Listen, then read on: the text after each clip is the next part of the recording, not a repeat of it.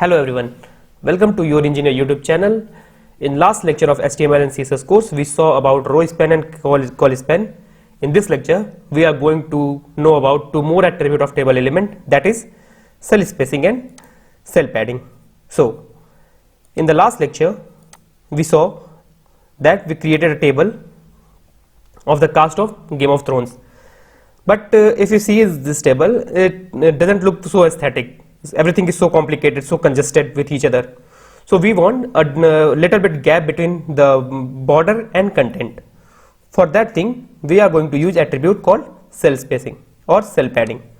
So first, I am going to use an attribute called cell padding, and let's get its value as, for starter, as 5. Now I am going to save it, and if you see that the space between the border and content increases and it's look much nice than before. Now what cell padding do? Cell padding create a gap between a cell border and content. And what the cell spacing do? So cell spacing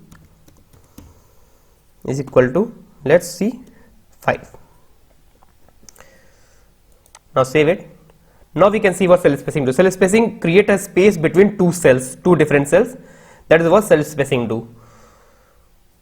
So for now I am going to change the cell spacing attributes value to 2. Now I want this table to be a little bit stretched to look it more appealing. So I am going to give here a width of, that is another attribute of table, and I am going to give a width of 500 pixel, let's say.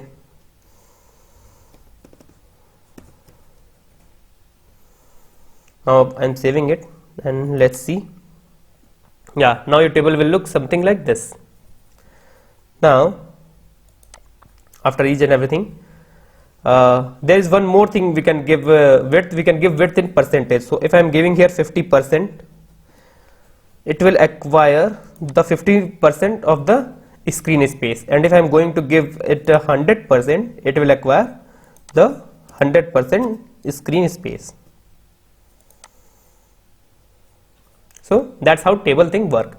Now in your table, if you want some caption, like caption means you want to label your table, so for that we can use a tag called caption.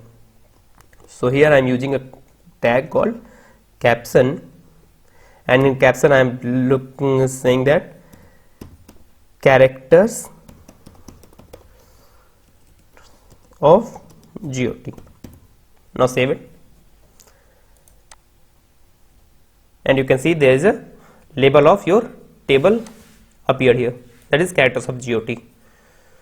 So this is the end of table element.